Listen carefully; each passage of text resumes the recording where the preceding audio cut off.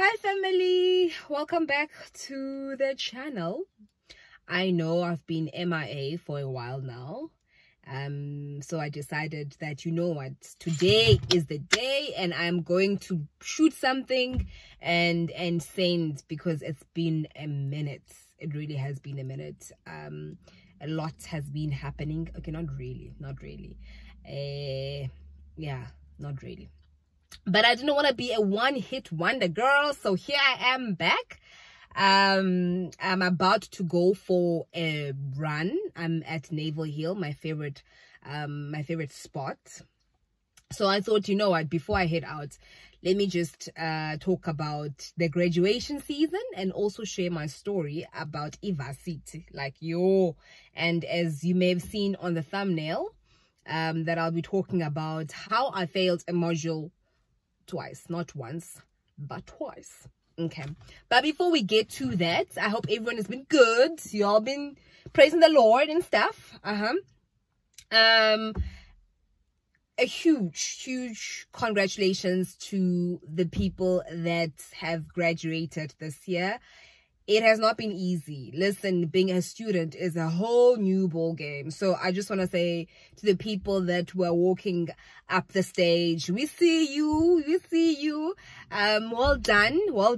I know for a fact that it was not easy. Being a student is not just about academics, you know. It's about it's a whole lot of stuff. It's a whole lot of stuff. And when I say a whole lot of stuff, I mean there are quite a lot of struggles that go with being a student. And by the time you get to that final year, you are thinking, my goodness, I had to do quite a lot of fighting to get to where I am. There was this other video that was circulating of this young man that could not help himself when he was walking up the stage and he was crying behind that mask, and it became a huge sensation, you know. Why are you crying? It's only then I think it dawned on him that, after all the tears, the sleepless nights and the sweating, this is where I'm at, you know, like God has made it possible. So yeah, as I said, it's not just about academics. You know, you have to worry about finances, you need to worry about accommodation, you need to worry about food, you need to worry. The list is endless when you're a student. It really is endless. So by the time other people may not understand a person's celebration because they don't understand what it took them to get to where they are, I myself have my own stories to tell about varsity. Though maybe when you compare to other people, it was like, girl, it wasn't so bad. But for me, but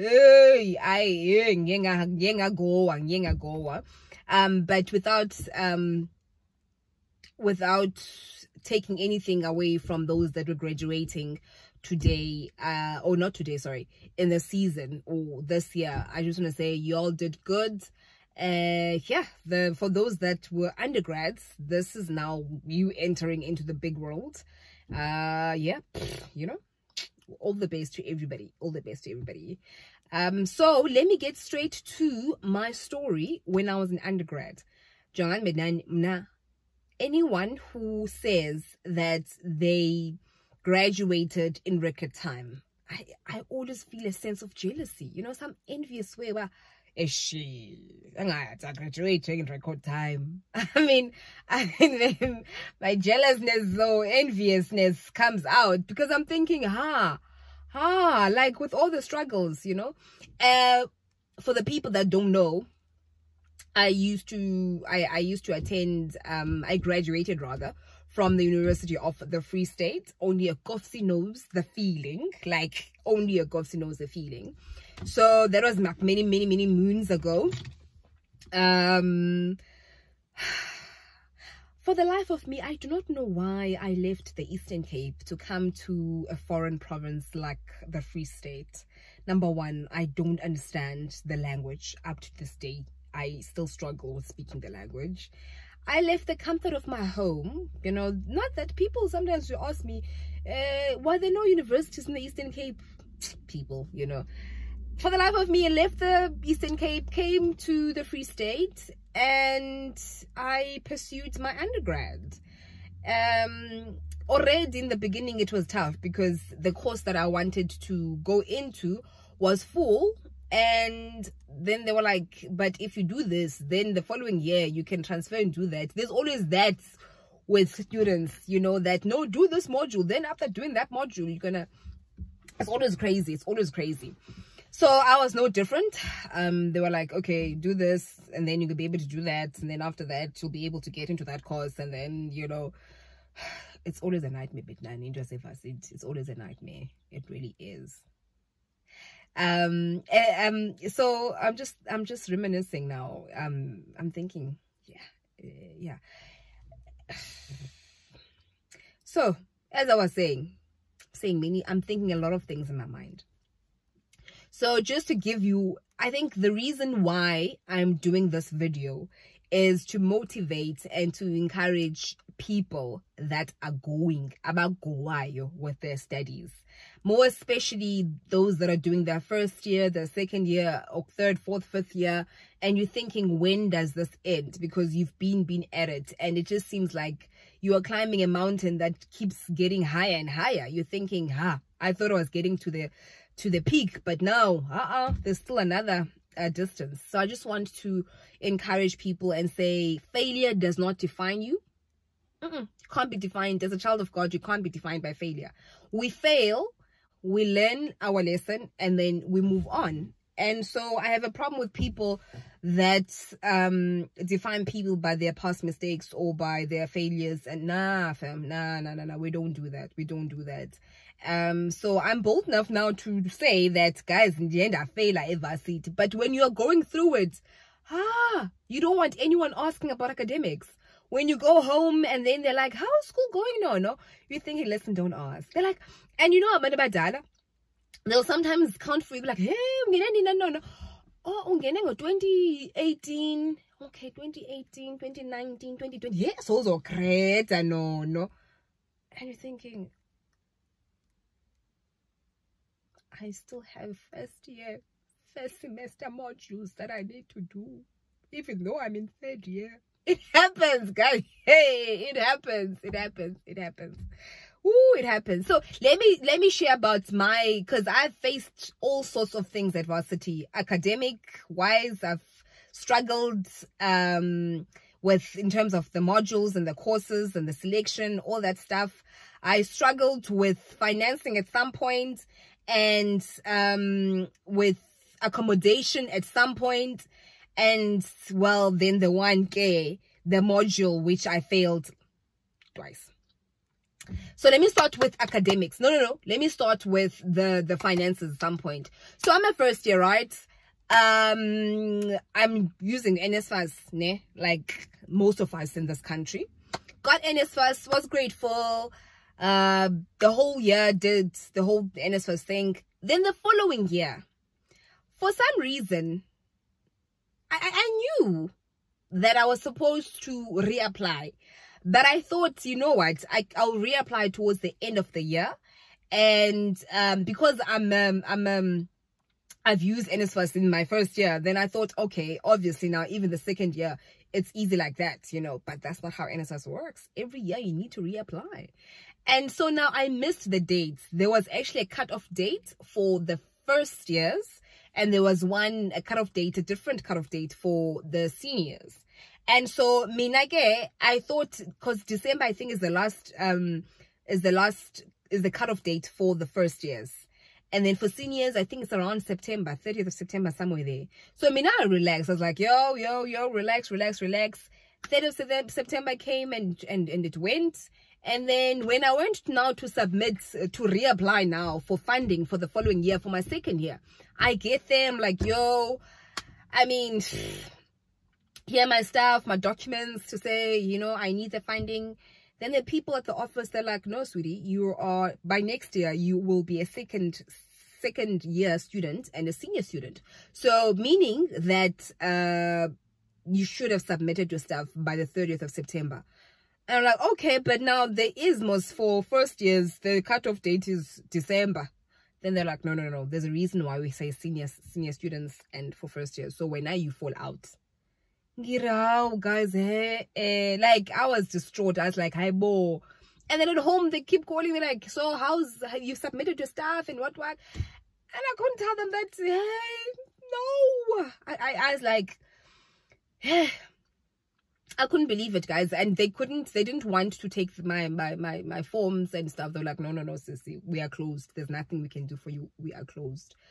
You know, the naivety of being a first-year student. You sometimes assume, and then assumptions, they get you into trouble.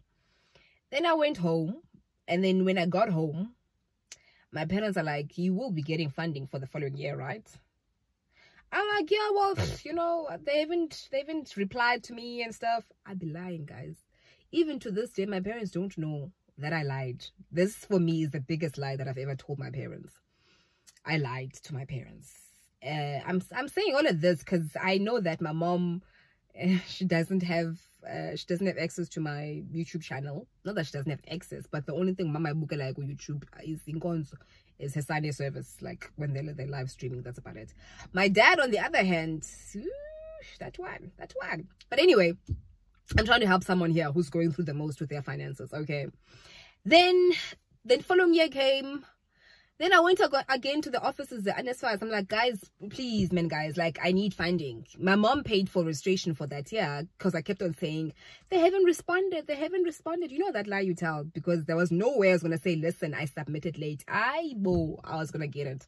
So I kept on saying, no, they said they are still processing the things, mama, they're taking long, whatnot. Then I remember beginning of the year when I realized that, you know what, the people at the office, they're not gonna budge. They're like, Sissy, we closed last year already, there's nothing we can do for you. So that meant I had no funding for that year. Did I not go home when it finally sunk and it dawned on me that, Jonga girl, you're not gonna have money for you to go to school this year? Though I knew that my parents at all costs were going to hustle for me and that I was going to, but the fact that I was the one now bringing in more burden for my parents, like, I was like, how could I do this? I went home that day. I remember very vividly. I went home and I started crying. I started bawling. Like, I cried. I was like, oh, Lord, I know I'm the one at fault, you know, but now my parents can't suffer because of this. I started crying. I cried. I remember. Like, when I'm overwhelmed and I feel like I don't have a solution, I go to prayer, I pray, and I cry in prayer. And I just, because at that point, I understand that the only help can come from above. The only help, God, Him intervening, is the only solution right here. So I cried. Then, you know what? But one thing I was not going to tell my parents, one thing I was not going to do is tell my parents and say, Bednan, I'm the cause of all of this. Cut the long story short, by the grace of God, because the God that we serve is faithful. When you are like rock bottom and you've got no other options, then God steps up and says, I'm here for you. Because for that year, fortunately, I received a bursary, which is about 20 grand. And so it covered my tuition for that year. That one I could not believe. I think they gave me about 20 grand, which was able to cover the necessities, you know, and my mom kept on funding the month-to-month food allowance. But I was so grateful. But point of that is that God came through for me with my funding when things were tough, because I'm all smiles, but back then when it was happening, I could not believe it. I was like, tough. That's why I say being a student is tough. It's a struggle. It's a fight. That was one of the first, because this is now my second year. This was one of my first struggles in varsity, when I realized that, this varsity thing is not pop in place. It's quite a struggle. Then fine, life went on. My first year, did the things. Went to second year. Okay, so my course is, I did geography and environmental. So my major module was geography, and then my second one was GIS. Geographic Information Systems. That was my major. And I started doing my major in my second year, second semester. Now, the special thing about this particular module is that it was a prerequisite for me to graduate because it's my second major, right? And on top of that, this second semester, second year module was a prerequisite rather, for me to pass it in order for me to do third year GIS. I even remember the codes. It was GIS 224. And the one I needed to do in order to graduate after having completed my GIS 224 was GIS 324. These are second semester modules, Betnan. Mina, again, I repeat, the people that passed their studies in record time, I applaud you. Because Mina, I'm not the people. I'm not the people that did the things to make the pods that graduate on time. I was not. But at the end of the day, guys, the lapa, no gone, the rights, and the something. That's why I say, let not your failures or mistakes define who you are. You are God's child. You are a chosen one. You are So then fine. I digress. Fine. Go to second semester and people are like on this tip saying, yo, guys, GIS, get fee with GIS, like, yo, rough guys, Pana, you must know your story. And I was like, you know what, I'm not gonna listen to people. I know a lot of people fail this module or whatever, but I'm just gonna do what I gotta do, and then that's it. Then the misfortune about this module is that class even the lecturer was Ibulu. She was a Buddha lady. And unfortunately, she didn't really she wasn't really fond of the other races, if I can put it that way. I'm not making an excuse, but everybody knows that lady, Miss Stee what. Those that know, they know. So I mean, she was just not fond of the other races, I mean, of course, only your Kovsie knows the feeling. If you've been to the University of the Free State, it's mostly Buddha people, and yeah. So then life went on. Fortunately, did okay. When I say okay, in that I was able, my predicate allowed me to enter into the exam venue. So I did well, okay. I was allowed to go into, to write the exam. So obviously, you have to pass the exam in order for you to pass the entire module. Then the results came saying that I had failed.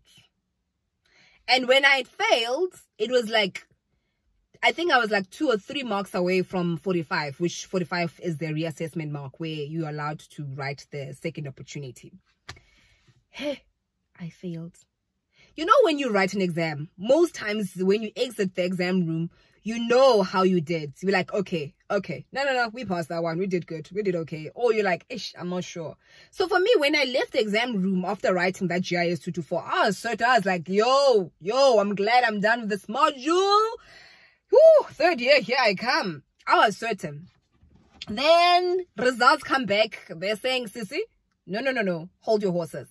I was like, you know what? I'm not satisfied with these results. So then I went to the lady after I went to the lecturer. And I said to her, you know what? I'm not happy with my results. May I please see my scripts, how I did on the exam? I just can't believe that I failed this module. Then the lady was like, for a while, I was not the only one. Like, there were other black duckies there, were babes who saying, ma'am, please, ma'am, please, ma'am, please. We just wanna see where we went wrong, So then the other people, they abandoned this thing because she was saying flat out, you're not going to see your scripts. The mark you got is the final mark and whatnot. But I was persistent because I knew that there's no way, there's no way. I became persistent, like I asked Anna. Then I kept on going to her office, and then eventually she was like, okay, cool, here's your script. Went over my script. Then I get to another section, and I'm like, ma'am, you did not mark this entire section. Like, you just left it out. There's no marking. There's no, at least a 0 there to say I didn't get the work. Like, absolutely nothing. And then she looks at it, and she's like, yeah, girl, yeah, I didn't mark it. I'm like, you do realize this is the difference between a pass and a fail. Why did you not mark this? Then she's like, because you didn't indicate which of the questions you chose. I'm like, what do you mean I didn't indicate? She's like, yeah, you had an option of choosing A or B, but you just went on answering but I'm like, ma'am, the way A and B are so different.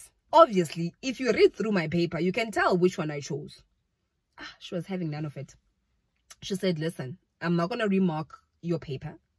That's the mark you got. And as a result of that, you failed.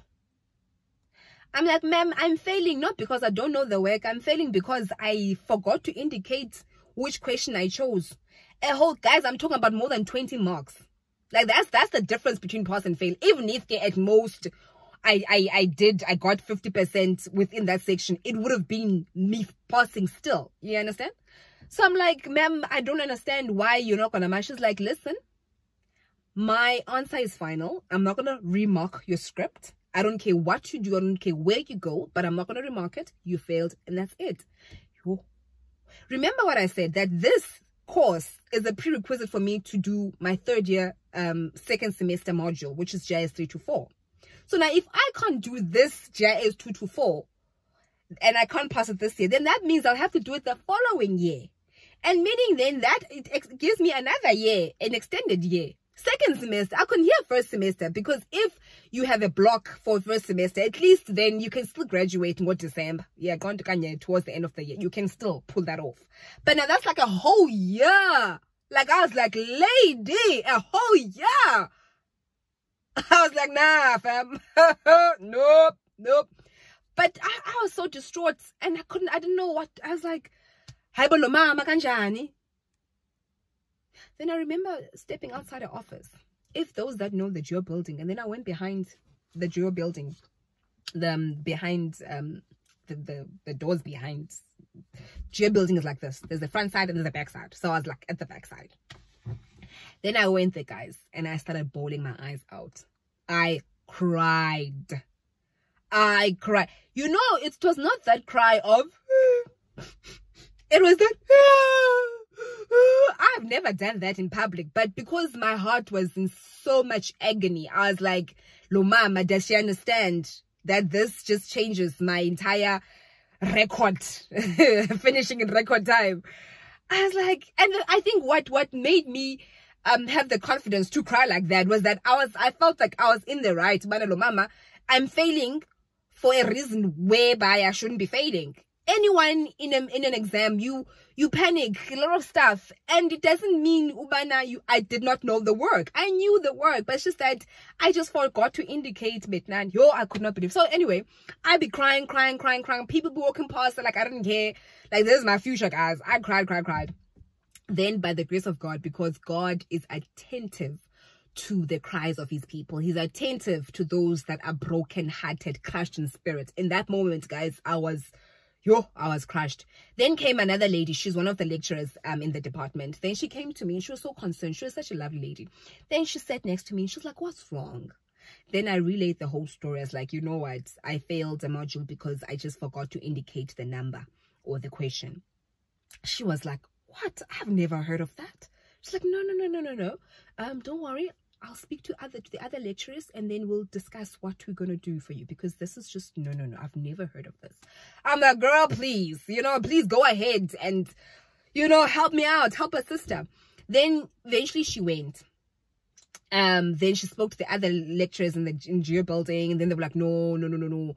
That's not a rule that they have, that they should not mark a student's script because Kalogu, Then fine. Then she came back to me. She's like, you know what?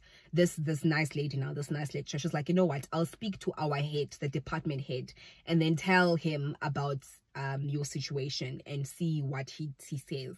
I was so grateful. I was like, thank you. That's all I want. Just a second chance, guys. Because I was even scared to go to the doctor, to the department head, because the lady had said, don't you dare go to any other person, because I am telling you that, yabo. Then fine. Then so the lady then took me to the doctor, then explained the situation. Then the doctor was like, okay, fine. I hear the story, and you know what, it's a bit unreasonable. So call the other lecturer, tell her to come here, and then I just want to hear her side of the story, and then I'll ask her to do a remarking for you. I was like, oh, okay. Then the lady that helped me, she left, like she be gone. So now I went to call my lecturer, my GIS 224 lecturer, and I said, lady, the doctor is calling you. And she gave me that look to say, so I told you that I'm not going to remark your script. And then when I decided to go over my head, guys, with people of color, she turned pink. Like, she turned pink the way she was so mad. Then she went to the doctor, and we both went to the doctor, and then the doctor got to hear the other side of the story. And then the doctor's like, I don't want to mention the doctor's name because next thing now, then the daughter's like, you know what, just for future, man, just focus, make sure you write everything, but I'll allow you that the lecturer remarks your script again. Then I was like, I was so grateful. So now I want to explain to this lecturer to say, I did not go myself to Dr. B. Lecturer Mang saw me crying and then took me to Dr. B. But I couldn't, because the lady was so mad at me, I couldn't explain myself. I'm saying to say, it's not me. I didn't go over your head. It's not me. But she was so mad and I couldn't tell the whole story. So then we went back to her office. Then she went, took my script, and then she literally, guys, she literally gave me 1, 2. I think it was 3 as well. Then she was like, I'll see you at reassess. Because I just needed enough to get 45 for the reassess. She was like, she didn't go on continuing to mark. What else I read? She was like, I'll see you at reassess. And I'm like, ma'am. She's like, oh, you decide to go over my head when I told you that I'm not gonna remark your script. Yo, but Nani, Nasham, I felt the R personally, the RACISM, or did I miss an I there? RACISIM. I've witnessed, I felt it. I begged that lady. I was like, lady, I did not go over your head. I tried to explain it. She was like, listen, no, don't worry. I'll see you at exam. So it's like, okay, just give me your details, your name, your student number. And then she put the sticky note on her computer, on her PC. And then she's like, don't worry, I'll change the marks to reassess. So I'll see a reassessment. By the time I left, as much as I felt victorious that at least I was heard and my script was remarked, but I knew that, Jonga girl, you failed that module. Like, the lady was like, you don't go and you tell my boss that I'm doing you like this. Like, so, but to cut the long story short, I studied like crazy because I was not the girl here reassess. I passed my modules pretty much. Not pretty much. I passed my modules. So it was just this one that I struggled with. So I never used to get reassesses and having to second opportunity. No, I was not that girl. So this one was the first. So I studied like crazy. Like I studied. Cross night. I'm not one for cross nighting, but that time I cross night, went there, wrote my second opportunity. Like, you know what? Then I went home. When I went home, then I looked to see the results when they'd gone out, failed. I was like, I knew this. I fought till the end, but I knew this. I will not tell you what happened with second year. I don't remember. Maybe I don't remember, Shem, because I was doing so well. Then final, I failed. I don't know. I honestly don't know what happened second year, but I'm not justifying myself. I'm really not justifying myself. But I passed the third time doing this course when they changed lecturers. Because so many people were complaining about this lady. Like, so many. They had a hearing for her and then she got fired. Because many other people were saying she's just not the girl, you know. And to be honest, guys, because I worked so hard, I believe that even the second year, but because I was like, you know what, I believe she has some shika going on and that I failed it again. But the third time they changed the lecturer. Did I not do so well in the third time with a new lecturer? Fresh perspective, no bad vibes, listen. So I had my encounter of, I believe it was a racist encounter, but none, I believe so. But it taught me that some things don't work out in your own time, because I had all my own plans that by this time I should be done, by that time I should be doing this. But the one thing that I love about God says that all things work together for the good of them that love the Lord and are called according to his purpose. Because in my final year, I was like to my friends, listen friend, because we don't have much happening right now, how about we go around the city submitting our CVs saying we want internship for our environmental degree. And so we did that, went around, went knocking every single door. Yeah, and then there were some very dodgy doors. Yeah, people have it hard, you know. There was this other daddy, well, comrade, he was an environmentalist back then, and he was offering us a job, but he was a dodgy one, and we were like, wait, which one is this one, you know? So people go through a lot when you are desperate for a job at Nani. and people see your desperation, they offer you all sorts of dodgy things. But fortunately, God shut that door and we're like, we ain't coming back to you. And then by the time we went to submit where I'm working currently, they were taking interns. And that was the last. Like, it was literally the first and the last time they took interns. And I'm like, God is amazing, Big Nanny. So my delay, what I thought was a delay for me in graduating on time, God had already opened another door. Because in my final year, where I was like, okay, I'm doing this one module. So I even took another module just to add on, so that I took one first semester and another one second semester, you know. And then within that year, I got an internship. So when one door closes, you must know that God already has another one opened. And though my other peers that graduated before me, they were still struggling for a job. I'm not saying God has favoritism or whatnot, but I'm saying for me, what could have felt like failure, and that's what, but God had a plan. Yeah, bo? Hope I'm not being redundant, what I'm saying. But God had a plan. Yeah, bo? So God had a plan, but none. So God's way, yeah.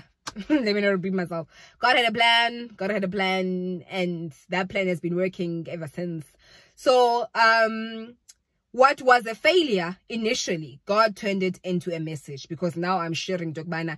Don't matter. Mina, I know people that it took them 4 years, 5 years, 6 years to complete is that desirable, you know, to finally walk up the stage and say, hey, you've got your degree, you got your diploma, you got your certificate. So timing, Betnani.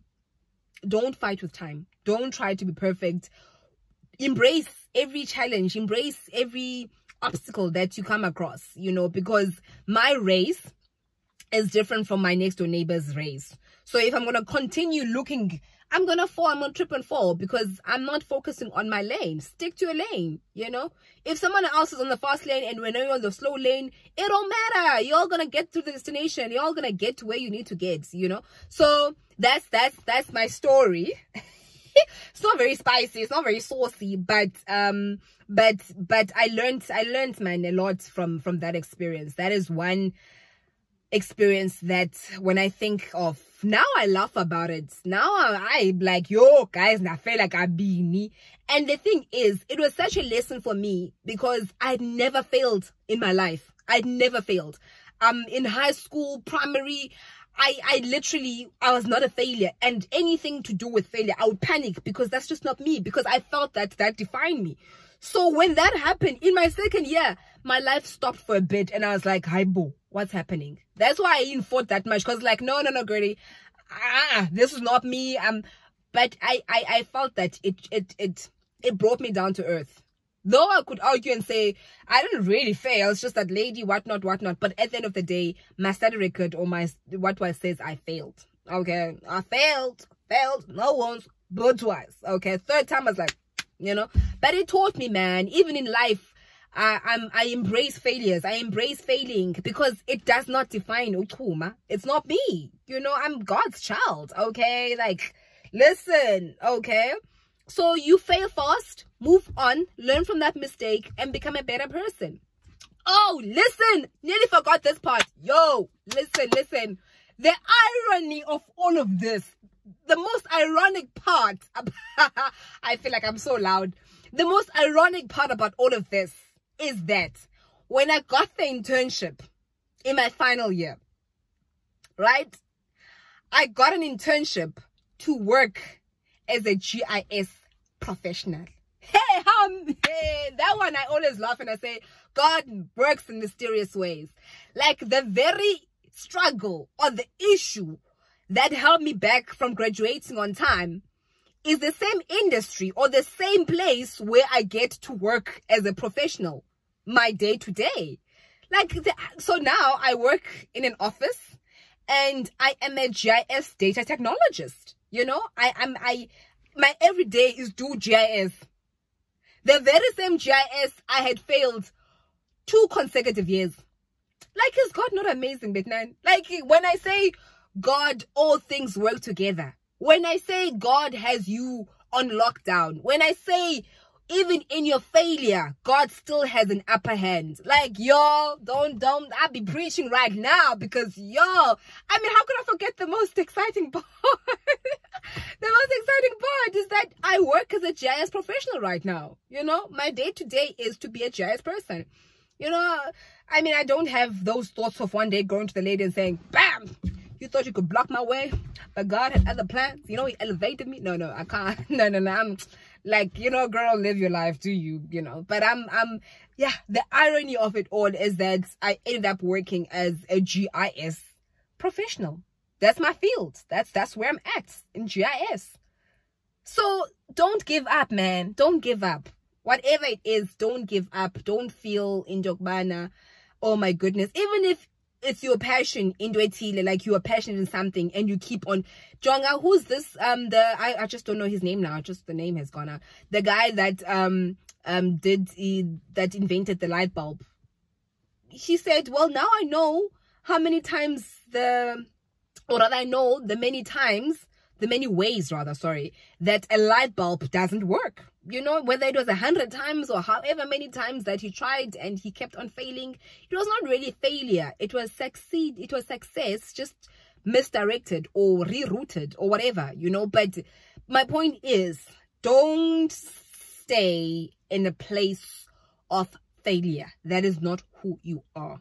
Don't do that. Don't do that. So to anyone and everyone who is going through the most in whatever situation in your life, whether it's at work, whether it's at school, and you feel like you are stuck, keep on keeping on, keep on moving, keep on keeping on. Your breakthrough will come. It will come, and it will come and by the time it comes, it's gonna be funny. Like, God has a sense of humor.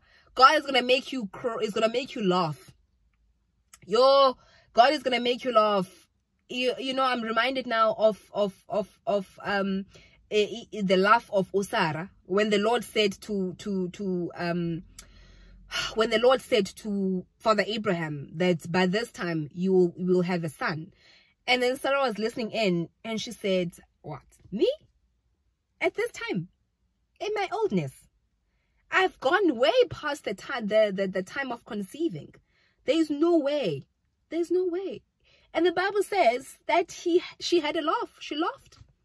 But it was a very cynical laugh. It was like, it was a laugh of disbelief. Like, God is going to make you laugh. God is going to make you, like, I don't know why I'm thinking about barren people, but I'm also thinking of,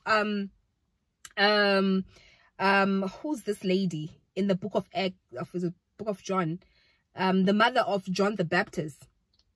Libele guys again gone. Elizabeth as well, and the husband, for the longest of time, they could not conceive, they could not have a child, longest of time. But the message came to them and said, you are going to have a son. You're going to have a son. And it's some things, they seem impossible until they're done. So don't lose hope. Let your hope be in God. Let your hope be in Jesus Christ, because he makes all things new. He is able. It is possible with him. Now, I still laugh at the fact that I ended up in the very, very industry, or the very place that held me back from what I thought I deserved at the time. Yeah, but now people are doing the most. People are in golden key. People, I'm like, hey, Luna, y'all don't know the struggle. Y'all don't know. But anyway, I ain't hating. We all have our own journey. We all have our own path. So this has been a very long one. Yes, I just thought, let me share. I think I'm gonna do more of these casts that don't and just share about my life. I actually enjoy everything about today. I don't know about y'all. Yeah, I'm pushing now to get to 100 subscribers. I bet nine, this has been far too long. Like, I've been sitting on the 70s. I bet nine. I admit that I slacked a bit and I have not been on the grind, but I'm back. Gotta expand this YouTube channel and do the most. So yeah, man, I'm not even gonna edit this one. I'm gonna send it out as raw as it is, because okay, yeah. Yeah, be blessed. Have yourselves a good weekend. All right, so my accommodation struggle. In my first year, I was what is this? I stayed in a commune. I had a friend that was my senior, and so when I got to Bloem, she took me in under her wings. She showed me around, and I stayed with her for a year. And her name is Uziander, my capeller. She my girl. Like, I'll forever be grateful to that girl. Like, Zianda, my caps. Shanam, I'll always be grateful to her because, like, she really took me under her wing. But towards the end of the year, I was like, you know what? I want to stay at Res. I don't want to stay the commune. The commune life is just not for me. I want to stay at Res. I want to be on campus.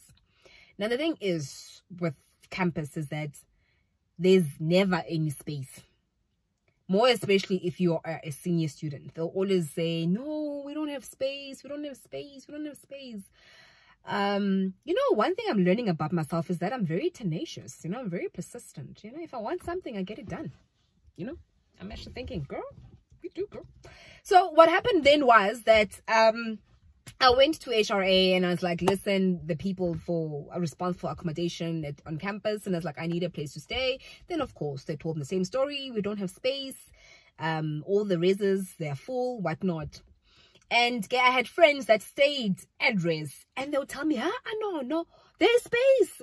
There's in room what? There's space there. So go keep fighting, Nana. Go keep fighting because there's space, you know. So I had that confidence that you can't tell me there's no space when I've got friends staying at reses and they say there are open rooms. So I would literally go every day. Mr. Q. I don't want to mention people's names. I'll probably be called out. I used to go and say, may I please speak to Mr. Q? Every time, may I please? Yo, Benani, I did that. Yo. And you don't go there. You go there with extra emotions. You know? Extra emotions. Landmana at any minute. When it's action, you shed it here. You shed it here. Yo, you become very emotional. For me, in fact, it was not safe because I used to study at the library, study lock, right up until midnight. And then I would walk from campus to home, like Ep10 with midnight. And the funny thing is that, hey, I don't know, God really protected me during those days because I'm a scary cat. So when I think back in hindsight, I'm like, hi, bo, me, alone, midnight, walking from res to my parents don't know this. They'll be like, hey, banda. The things that kids do at varsity. And I would walk because my friends had told me, listen, this place is safe. You don't need to worry about a thing, you know. So I took that to heart. And I was like, my friends said, there's nothing that's going to happen at me. And sometimes Nabo, they would do that, you know. And I'm thinking, hey, but Nani, I was a girl walking at night all alone from those that know universities. So I used to say at universities. So, sorry, I would walk from a study lock to universities midnight, about 12 midnight. I'm thinking God protected me because had I bumped into someone during those hours, I would have panicked. I don't know what I would have done. I really don't know what I would have done. But okay, I was that girl that used to walk late at night from study lock to campus. No, from campus, sorry, to my place. And so I was like, you know what, this is not safe, so let me really push my way to get to for accommodation on campus. And then it was an everyday thing. After my classes, I would go there and say, listen, people, I still need accommodation. I'm not safe out here. I need, so yo, but that's one of the struggles where I had to be persistent, go in and out of those offices, shed a tear or two, and I'd be like, I mean, I'm not safe. I mean, I need to study, you know, and I can't now. It'll be safer for me if I study here on campus and then just walk to my res, you know. Yo, but then fortunately, after a very long crying, one of the guys at the accommodation, then they were like, okay, girl, fine, we'll let you stay on campus. This is the res you're gonna move into, you know. So that was my struggle for accommodation. Then after that, I stayed on campus, and ooh, girl, was it nice. I enjoyed it. I enjoyed being this. Ooh, it was nice, man. It was nice. And I love yeah, Papa. Yeah, pap. But I love being I like leadership. Like whenever there's a goal to be attained, I always want to get there. So I was also part now later on in life. I became part of the house committee, and I was telling the little ones, the first years, second years, what to do. I was like, yeah. But anyway, yeah, pap, managing, yeah, pap. So yeah, that was one struggle. You know, accommodation.